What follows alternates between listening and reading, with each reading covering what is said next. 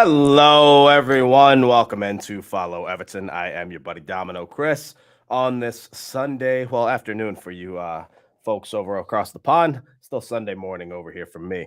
It's been an interesting weekend of football, to say the least. And today kind of continued that. Not really, I guess, an unexpected result, but it was so dreadful of a game that a draw would have been deserved. I thought West Ham did get a somewhat early goal, header off a free kick. It's fine. 1-0 to West Ham. If you had to pick a scenario, I think for Everton, and again, don't want to get too much into score watching, but if you had to pick a scenario, the only real bad scenario I think would have been Southampton winning. Yes, West Ham do have games in hand.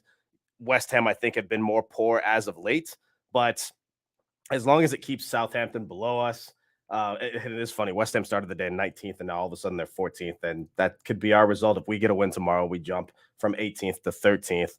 Let me get the table up here just real quick. Give me 1 second. So as of now, this is where it stands. And again, I know it's a frustrating sight. I wouldn't look too much into the fact that we're 18th only because we're on equal points with Leeds. We're 1 point behind West Ham, Forest, Bournemouth. Again, if we win tomorrow, I've got a good feeling about, we jump all the way to 13th. Never mind that Wolves have played another game as well. Now it's really starting to take shape. This weekend's going to be a little bit more of that, given that a lot of these games, if not all of these games in hand, are going to be made up on Tuesday and Wednesday, which is going to provide a much clearer picture. But again, the scenario I think that would have been a disaster would have been Southampton getting that win.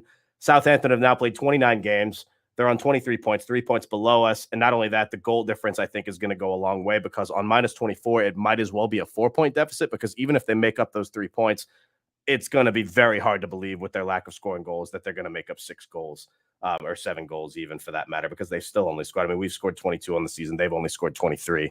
Not exactly a goal scoring machine. So that's the table as it stands right now. It was an absolutely boring game, in my opinion. West Ham, I saw a little bit of the post game here in America was saying that, West Ham were great defensively. Not really. At Southampton were just that poor. They can't put it together on a weekly basis. I know they had an interesting draw, versus against Spurs a couple of weeks ago that get before the legendary rant that was Antonio Conte.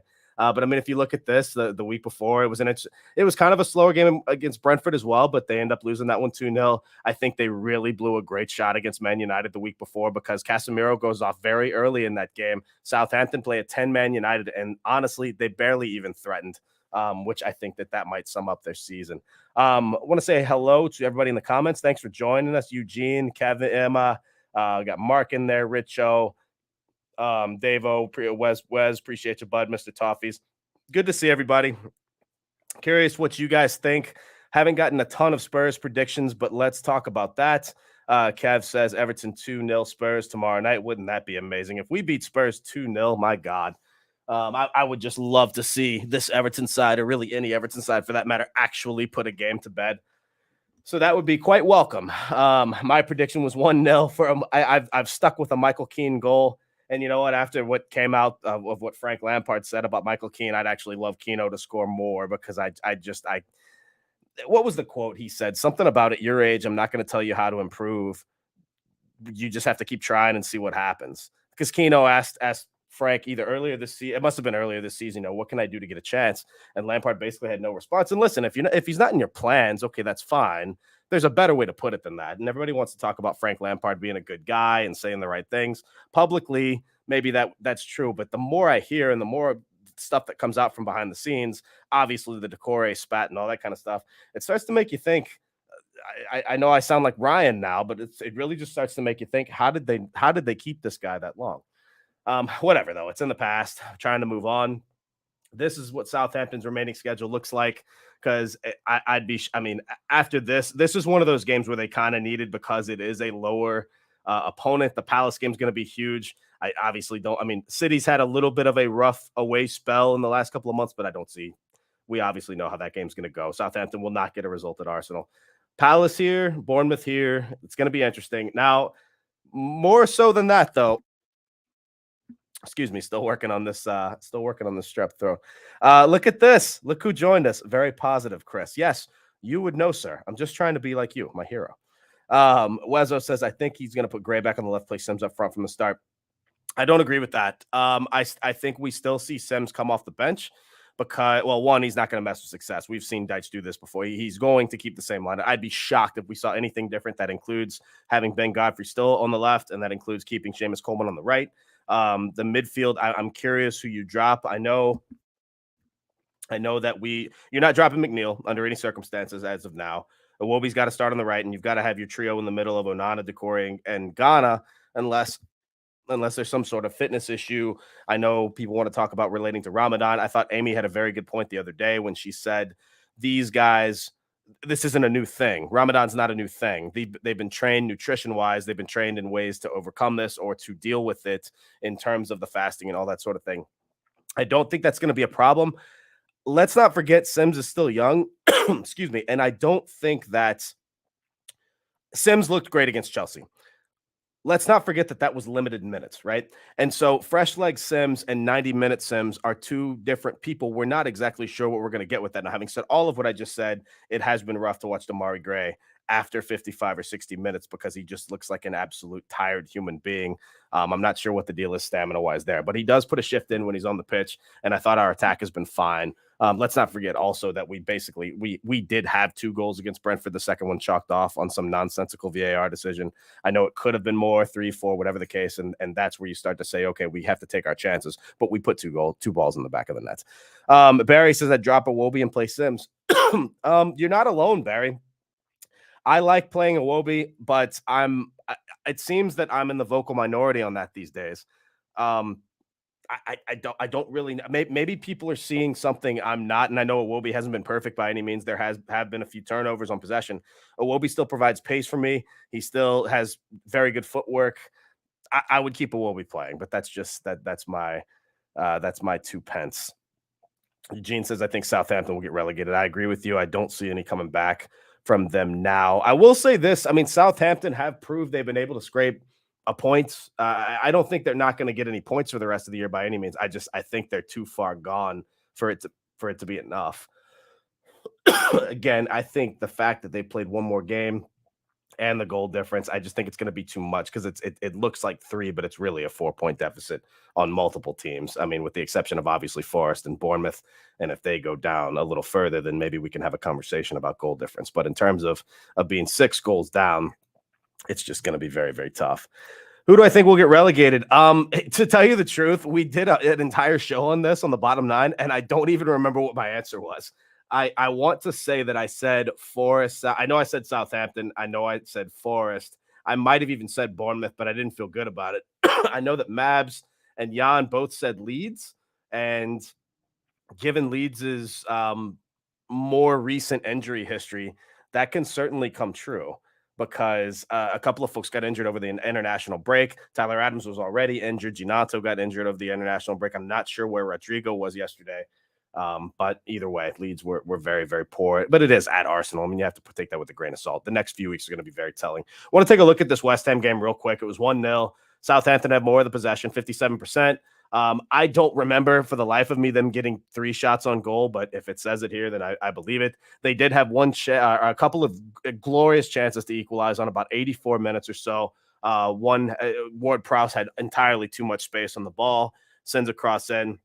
Header off the bar, comes right back out, and another good shot that goes just wide. But other than that, Southampton were pretty listless throughout the game, and I think that's been a lot of their season, quite frankly. So again, a lot of people want to point to the fact that they drew Spurs 3-3. I point to Spurs being more, as Ryan likes to call it, Spursy than anything.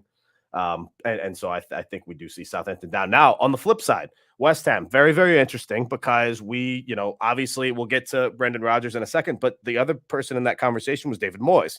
Should he still have his job? There have been calls all season for Moyes to be sacked because, let's face it, they're underachieving quite greatly in terms of what their recent standards have been. West Ham still in Europe.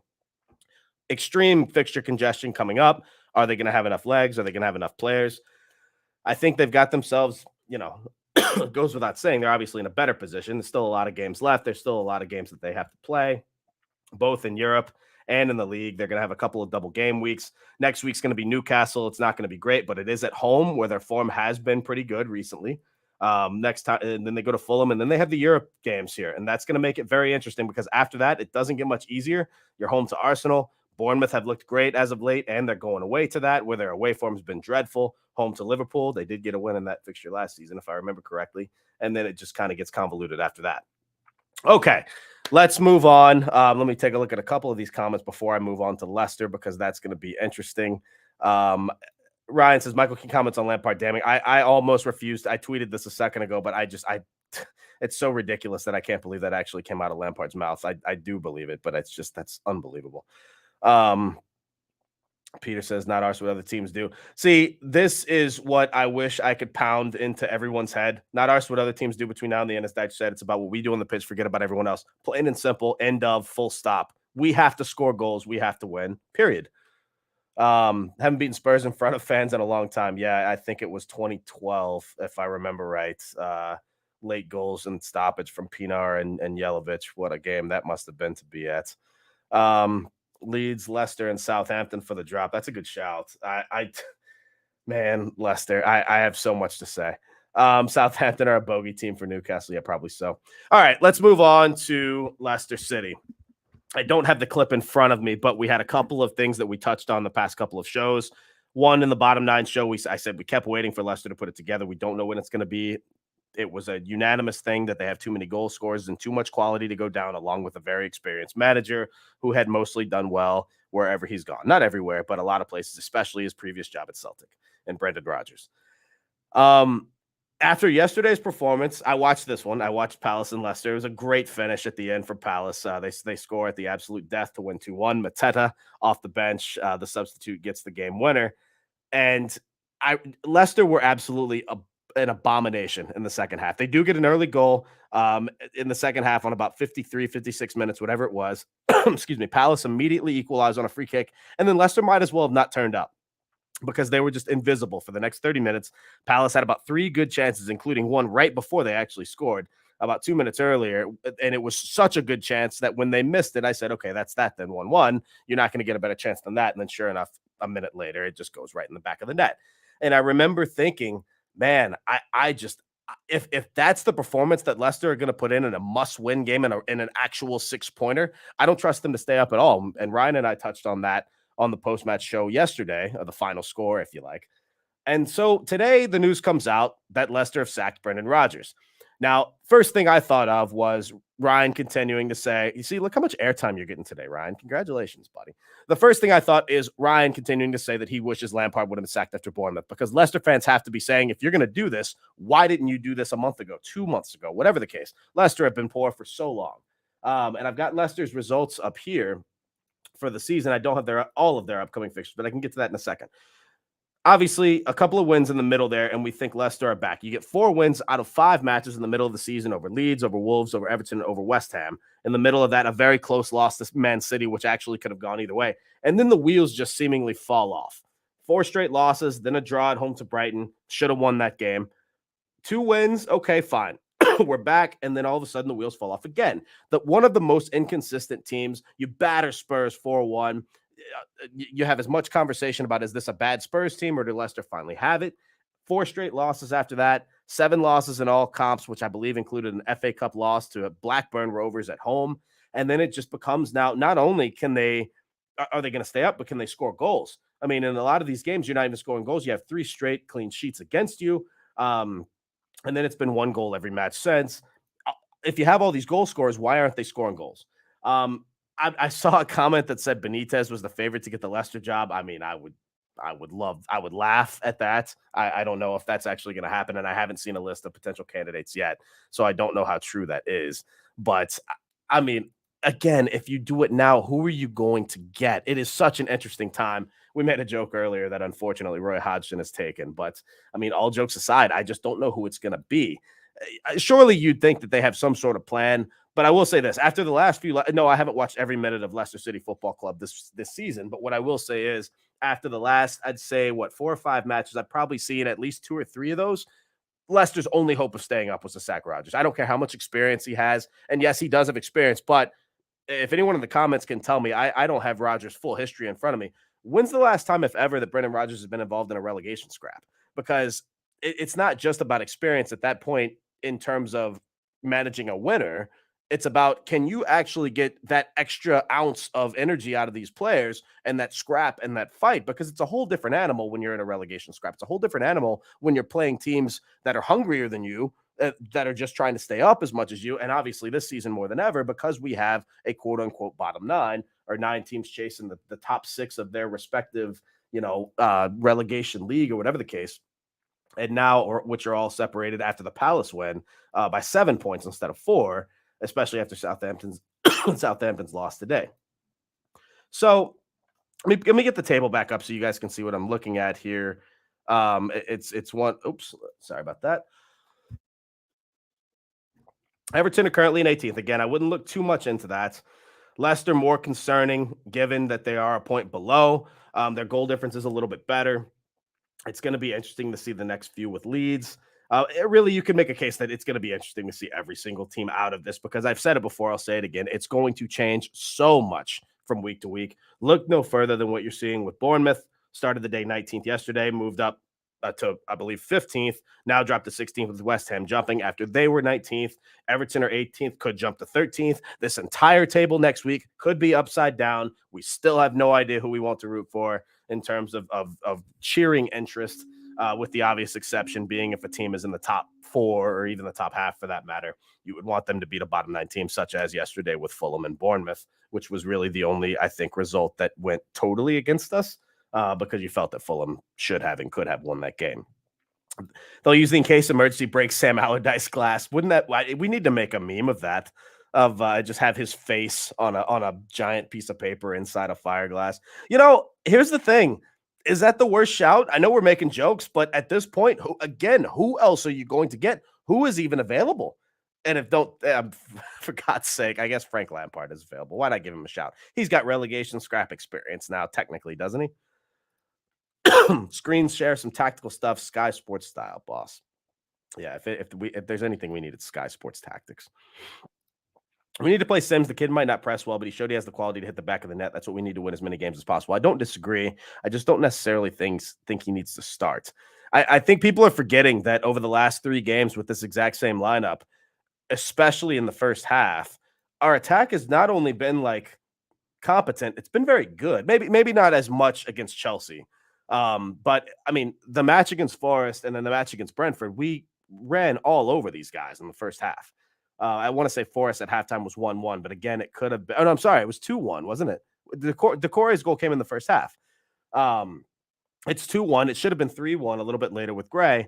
And then obviously the Brentford match I previously discussed, we score early and we could have and should have scored again. I think our attack's been fine with our current lineup. I wouldn't change a thing.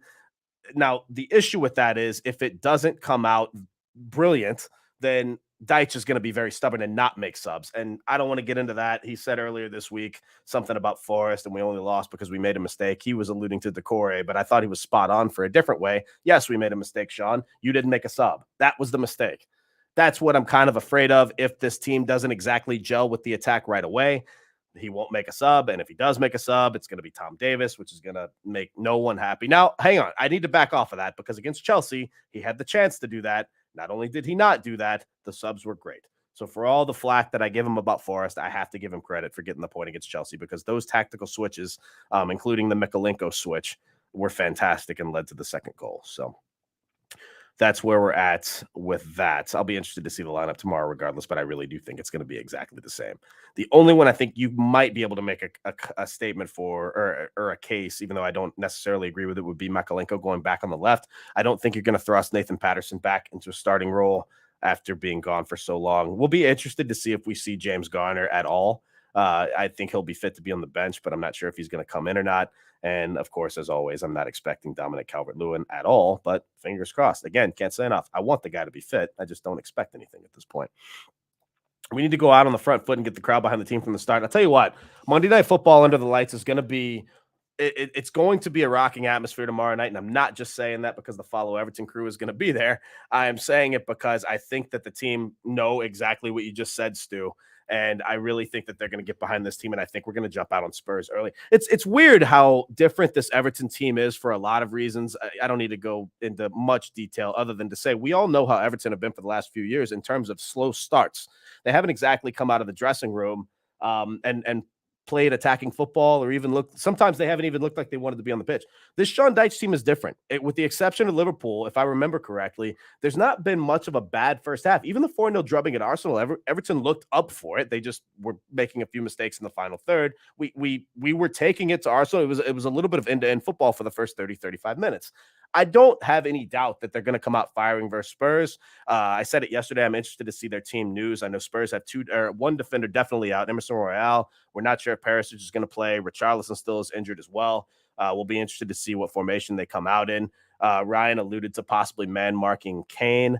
I'm not sure if that's even going to be possible, but we shall see. But it'll be interesting to see which side Spurs field. I don't really buy into the new manager bounce for Spurs, given that the new manager is not a new manager. He's built from the Conte cloth, cut from the Conte cloth, I should say. He's been with Conte so much. He's been with these players so much. They're not exactly hearing a different voice, especially given the fact that Conte was gone most of the time. Not most of the time, but over the last couple of months with a medical procedure or whatever the case was. So I want to say that I think this manager had 3 wins. I'd have to go back and look that up, but he also had a couple of bad losses as well, both away. All of his wins came at home. All of his losses or draws or whatever the case came away. If that's any omen, then we're in good shape tomorrow, but we'll see. Come on, Chris. You can't just say make a sub without saying what he should have done. Tom Davies coming off on at Forest does nothing. Made. No, you know what? The Blues, I don't. I'll leave this up for a second. I have a lot to say about what he could have and should have done at Forest. I was at that game. I watched Damari Gray look over to the bench on 60 minutes, dragging. I think the yellow card Damari Gray got was on 57 minutes or something around that time. On 62 minutes, he looks over, tongue dragging, ready to come off. Where's the sub? And did so every 2 minutes after that, saying, where's the sub? Where's the sub? Where's the sub? We don't make a sub until I want to say maybe the 85th minute, and the sub doesn't get on the pitch until either 88 or 89. And in the meantime, Forest made 3 subs. The goal that Forest equalized on, everybody wants to blame Decore on. I'm blaming tired legs because it was every single person on the pitch that you could have made a case for that was just very blatantly tired. And I understand we don't have the deepest bench. I totally get that. But at the same time, if you have anywhere near a competent footballer with a little bit of fresh legs, it does better than somebody that's been on the pitch the whole time that's very clearly tired and prone to mistakes. Damari Gray was so tired that he was taking it to the corner flag on the early 80 minutes, 81st minute, whatever the case was. He couldn't make the runs he was making. The attack completely got foiled. It just went to nothing. And as a result, we paid for it. And again, I'll give him credit where credit's due because he made the tactical and the substitute changes against Chelsea that got us the point. But it absolutely cost us 2 points against Forest. And you can't change my mind there. Don't be harsh on Sam Allardyce. He took us from relegation to 8th. Hey, I think we make jokes, but no, Allardyce did a great job. And I think that who knows what he can do at Leicester. I don't know what Leicester's issue is because say what you will about Brendan Rodgers, and obviously we're not exactly fond of him, and I'm not either, but his pedigree kind of speaks for itself in terms of being able to he's not a relegation manager. And so I don't know how he's lost this team. And again, we've said it before with players like Iheanacho and Harvey Barnes and James Maddison and even Vardy on the bench. It's just shocking what Leicester put together. 7 losses in a row in all comps, 7 without a win. I think they had 1 draw in there.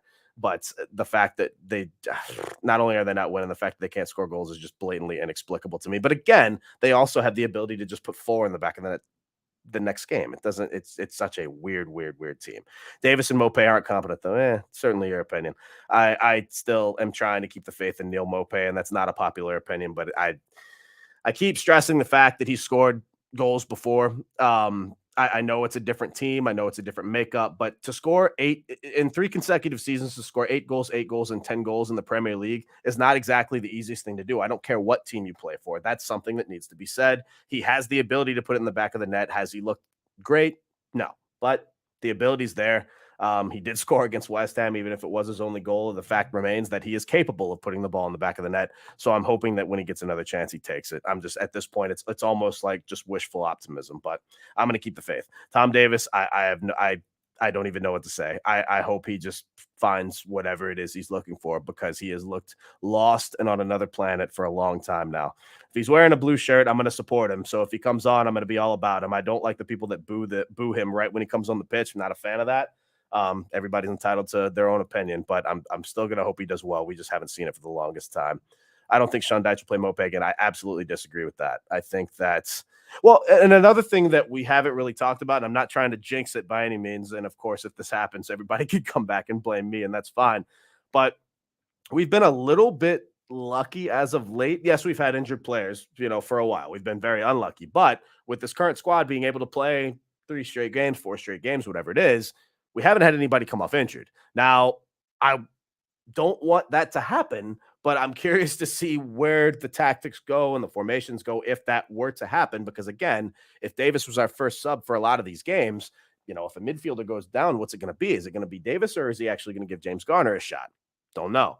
If a defender goes down, is he going to give Yerry Mina a shot? Don't know. Is it going to be Connor Cody? Don't know. There's so many question marks that could happen. I will say this. It's nice to have Nathan Patterson back, because I've been very concerned about Seamus Coleman's stamina, legs, being able to play, especially when we had the midweek game against Arsenal. He played almost, I don't remember how much he played in that game, but we were a little bit concerned about what it was going to be the game before and then the game after, because I think it was Villa and Arsenal kind of sandwiching Villa and Forest sandwiching the Arsenal game. Seamus Coleman's played a lot of football.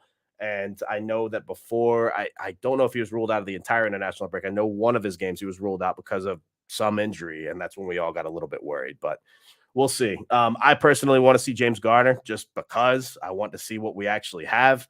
But I'm not convinced at this point that he's going to play until I see it. So, Mr. Blue Skies, don't jinx us with injuries. Hey, I prefaced it with an apology, and I even took the blame already, and it hasn't even happened yet. Also, I'm sorry again. But we shall see.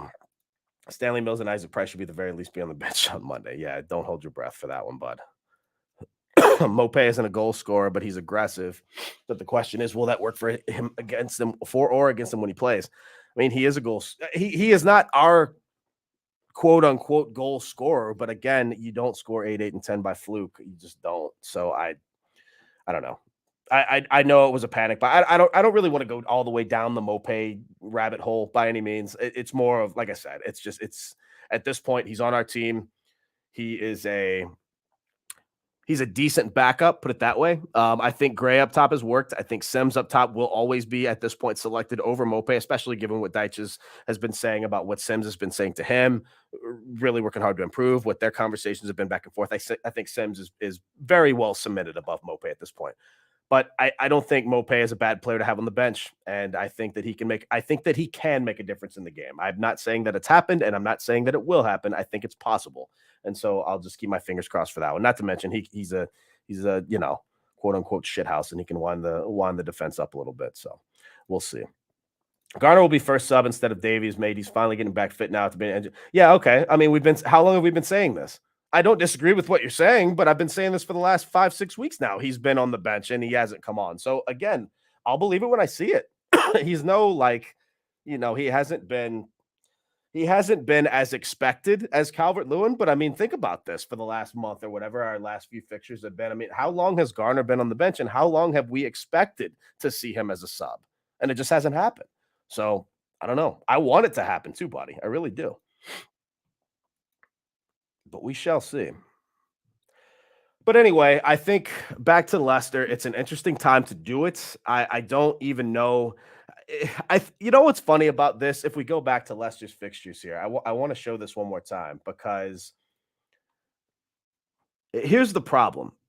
I guess the only point that you could have done this, yes, you could have made a case early in September when they had this big string of losses right here, 6 losses on the bounce, right? They win a few games. They win 4 out of 5, right? The next are 4 straight losses, but you can also point to, well, they just won 4 out of 5. Let's give the guy a shot. And then after that, bang, you get a draw and 2 wins on the bounce. So then it's like, okay, we're okay. We can't sack him now. He's got us going in the right direction. Then comes the bad run that basically got Rodgers sacked. But the point being, some people can say, well, they should have done it earlier, but it was almost like every time they basically got close or to that point, something happened to where it made a case against it. Like, it would have been no different than if we had found a miraculous win at West Ham the game before Lampard got sacked, right? Obviously, coming off the World Cup, it was right before the World Cup were two just horrific losses to Bournemouth. Can't even describe to you how bad these losses were to a shit Bournemouth team who couldn't even score a goal, much less get a win at that point. And I think on aggregate of those two games, we lost 7-1 or something like that. And the one goal was a late goal that didn't even mean anything. Okay, fine. You get an international break. Mashiri comes out and says, we can't keep sacking managers. We have to stick with this guy because I believe in him. And you know what? To be fair, whether you disagree or agree with that, at least he's backing the manager. We have sacked a lot of this is not me being a lawyer defending Farhad Mashiri. All I'm saying is, of the very few things, if ever, I will agree with this guy, that one actually made a little bit of sense in terms of trying to stick by your guy. Immediately after the World Cup comes back, we have that horrific loss against Wolves. I want to say that Southampton were after that. Let me actually look this up just so I don't get the fixtures wrong, because I want to get this right. Right after that, it's the Boxing Day is Wolves. We get the crazy draw against Man City, right? That's when you think, okay, we're in the right place. The Brighton game, which I just was such an abomination. I can't even get it was like the team. That's one of the only times it ever looked like they just completely gave up. I know there's been lack of effort at times. I get that. But in terms of just complete giving up, I actually thought that against Brighton. Southampton was just as bad. The only difference between the Wolves game and the Southampton game was that the second Wolves goal came a bit later. But Southampton was just as bad. We score early. Southampton are just dreadful. They have a new manager who hasn't won a game yet, and they just bang. It's just ridiculous. And then the West Ham game was just a joke. It was just listless. It was no. But the point I'm making is, we could have had the same Brendan Rodgers thing in the sense that what happens if Frank finds a miraculous win at West Ham, right? Then all of a sudden we've got him for Arsenal. No shot we win that game with Lampard. Liverpool might have ended up 5-0. That might have been the one to sack Lampard, to be fair. If we go to Anfield and just get absolutely run off the pitch, which we kind of did anyway, but it only ended up 2-0. But if that game goes the way it does after an Arsenal loss, then maybe Lampard gets the sack then, but it's already too late. The only caveat to keeping Lampard at that point was because we seemingly had a couple of players, Danjuma included, that would have been coming into the transfer window that just wanted to come here and play for Lampard. Obviously, when Lampard got the sack, I think Danjuma, and in my opinion, probably Sulemana as well, that was when he flipped and all of a sudden thought, well, they don't know what they're doing. We're going to play for someone else. Hey, maybe it's a blessing in disguise. I have no idea. The point being, that's where you start playing the what-if game. Had we got those players, what position would we be in? I don't think it would have been much different because Lampard just simply didn't have a tactical mindset at all. And that was exposed to a great degree this season. And so I don't think we'd be much different shape. I think we'd actually be in quite worse shape, to be fair. It's just one of those weird, like, what if games. What if we had sacked him earlier? What if we'd have kept him? And again, I'll do my own head in thinking like that. But it just makes for an interesting, I guess, analysis isn't the word, but it certainly makes for an interesting conversation. And I know the vocal majority is we should have sacked him after Bournemouth. At this point, like I said, I don't necessarily disagree with people who say that, but at the time, I wasn't fully on board. I was on the fence. I was questioning myself every day of what I think about that. I still blame Benitez, buddy. You're not alone. What a disaster it's been the last couple of years.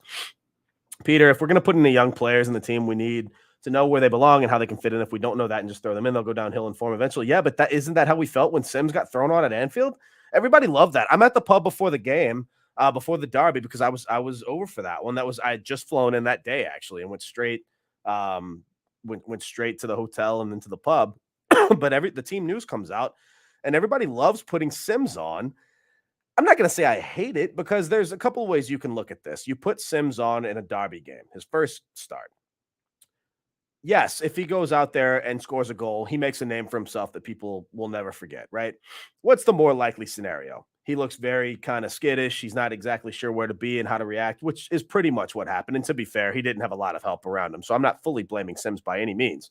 All I'm saying is you're throwing a kid on for his first start to the Lions in the Lions' den. What did you expect? And not only that, then you just don't start him again for a month or really since. And again, the only case I'll make for Mopé this season is that his best game arguably was the home derby earlier this season, where he basically winds up Liverpool's entire defense, not to mention the goal that got chalked off on VAR when Connor Cody scored was off a great trap and a great like a sliding cross from Mopé. So if anything, I think Mopé should have started at Anfield, but whatever. It's not the biggest deal in the world. It's just one of those where it's just kind of like that's one of the Deitch tactics I didn't really understand. You can defend it. There's a case to be made both ways, but that's just my 2 pence. Problems were there before Benitez, and Benitez, the problem's still there. Yeah, I don't disagree with that either. I don't. Again, there's a lot to blame, but the Benitez hire is the biggest joke of them all, and that's one thing that of all the things we say about Chairman Bill, that's one I certainly won't blame him for. And no, I don't have that on 100% authority, but I think anybody that kind of has any sense knows that that was a Mashiri hire, and the worst one at that. Solely rests at Mashiri's door. From the DOF not trusting them to make a decision on managers' plays and styles of plays cost the club hundreds of millions of pounds. Not going to say it's solely is at Mashiri, but a lot of it is. And again, this is not a defend Farhad Mashiri show by any means. I don't think he gets 100% of the blame, but I certainly think he gets a lot of it. Wouldn't start these youngsters, but definitely put them on the bench. Imagine having Patterson, Garner, Isaac Price, Mills, and Sims on the bench. You speak sense, Mr. Blue Skies. I don't mind having them on the bench. I'm worried about them starting as well. I think that which game was it? The Forest game or another one? I'm trying to think of when we were talking about when we had a post-match show talking about it couldn't have been Forest because I wasn't on yet. Whatever the case was, we talked about why Garner didn't come off the bench and play. And I think the reason might have been because you don't want to throw him out there in a nervy moment, so to speak. I don't know if that's really the reason. It was kind of speculation because if he's a professional footballer, then it shouldn't matter what the moment is. You get thrown onto the pitch, you're expected to go succeed. You're expected to make plays or preserve the game or whatever the case is. So I don't know. I hope to see Garner. We'll see. Like I said, at worst, just to see what we've got if we have anything. At this point, he's basically a new signing, right? We haven't seen him. Patterson's interesting. Patterson's not the best defender in the world, so I'm a little bit nervous to have him back on the right. If he can provide something in the attack, I'm all for it. But I'm worried about him getting a little bit too in over his head and making a little bit too many kind of jump in the run, if you like, or jump in the pass, and then all of a sudden just getting torched on the outside. It's worrisome, especially given how we've played defensively for some of these games lately. Not the defense hasn't always been great. Mental mistakes, nothing new there. Speaking of mental mistakes, I think we said this earlier. I'm always worried about Michael Keane. The memory sticks out of what was it, 2021, maybe, whichever the one where it was 2-2. I think Kane scored both goals, but one of them was just a Keane and Holgate disaster class. Win a game that we should have won, for that matter. Hey, speaking of winning, though, Everton women beat Spurs today 2-1, so the men can take note of that. A great day at Walton Hall Park. Saw some folks tweeting about that. We've got a big contingent of North American toffees overseas right now. Shout out to all my friends from North America who are over. I'm very jealous. Saw a big group tour and then a group outing at Walton Hall Park for the women's match, and they'll all be there tomorrow night as well. So should be good. Wish I could be there, but I am working on coming back for the fixtures in May. Not 100% yet, but keeping my fingers crossed. Son will be a bigger danger than Harry Kane. Yeah, only if you're Andre Gomez. Too soon? I don't know. But I appreciate everybody joining today. We're going to wrap this up. I don't want to and just sit here and moan on about what if and what if this and what if that all day. We're going to what do we got here from Kev here? Get some dry time in a small jar, make time tea, buddy. I really need it.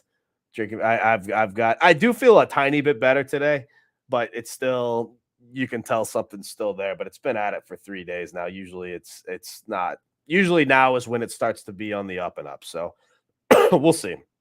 I think maybe try and stay up today and get some sleep tonight, and we should be okay. I've got the United on in the background here. United Newcastle are the later game today. Obviously, that has no effect or bearing on us. Before the game, I said that this would probably be I really thought it was going to be a revenge game for Newcastle for the Cup final a few weeks ago. And some people will look at United and how quickly people forget that United just lost 7-0 at Anfield, so they're away form as of late. A little bit of back and forth. United has still been good. That's not fair to say their away form has been poor, but I really think Newcastle are going to be up for today. Either way, we're 25 minutes in. It's 0-0, and we'll see how that one goes. But North America, USA, as in not South America. North America consists of Canada, the United States, and Mexico. To be fair, though, if I had to guess, I would say that most, if not all, of the folks over there would be from the U.S., but I don't know how many went. I just know it's a pretty large contingent. But we'll wrap this one up today, kind of an elongated version of the Daily Digest, which I've been absent on lately strictly because of this illness. But we've had a lot of content as well. So anytime we have a live video, it kind of replaces that because anything I would say over there, we cover in the live video. And today is no different. So it's been an interesting weekend of football, to say the least. Hopefully we can go out on a high note and wrap it up the right way tomorrow night. It's a massive game. Can't stress that enough. Because again, while if we don't get the result we want tomorrow, I'm not worried per se, because it is just one game. We have a lot of games left, and it's still just a cluster at the bottom of this table anyway. And so let's just say hypothetically we don't get the result. I'm not trying to be pessimistic. I'm just being realistic. We're still right there. It's still separated, but we're still 1 point off. Yes, I know the others have a game in hand, but they're going to be playing those midweek this week. We're still 1 point off safety, or really, we're technically still, no points off safety, just on goal difference. Point being, it's not the end of the world. But having said that, every game is massive, and more so than that, every home game is massive because we've looked so much more confident at home than we have away. And I really think we get the job done tomorrow. Put your wagers in. I don't know what the odds are, but I'm taking 1-0, and I'm taking Michael Keane. I know a few mates of mine across the pond made, what did they bet on? James Tarkovsky 1-0 over Arsenal. I want to say was going off at well over 100-1. And so that was a good payout. I know a lad put £5 on that, and then drinks were on him after the match. So we'll see what happens tomorrow. And if not Keane, I really don't care. Just win by any means necessary. I'm not satisfied with a draw. I've seen some people say that. Not for me. If it's 0-0, 1-1, whatever the case on 75, 80 minutes, I say go for it. I'm not the manager, but that's just how I feel. And I really think that he will. And I really think we are going to get the job done tomorrow. So I appreciate you guys tuning in. Thank you, Kev. I appreciate that. Mr. Blue Skies, Mr. Toffee's the Blues, Peter, Duggan, Peter Collins, everybody else that joined us. I appreciate that. If you haven't liked us already, please do that on YouTube and Twitter as well. Please follow all that good stuff. Throw us a subscribe as well. You can see my personal channel at Real Domino Chris right there. That's Twitter, YouTube, Instagram, and all the social media brands. I've got some really cool content coming out on my own personal channel. Both I'm big into I'm a poker player, big into that, but I've also got individual podcasts coming out as well as some Everton content. So going to be some, excuse me, some cross branding with Follow Everton and my personal channel as well. Not going to plug myself too much. It's just going to be a lot of fun, and I'm looking forward to it. So I'd love to see you over there as well for all the, different fun shenanigans that I have planned. But the name you need to know is Follow Everton. We have a great team. I'm so grateful to be a part of it. Thanks to Ryan for giving me the chance. Look forward to doing a lot more of these.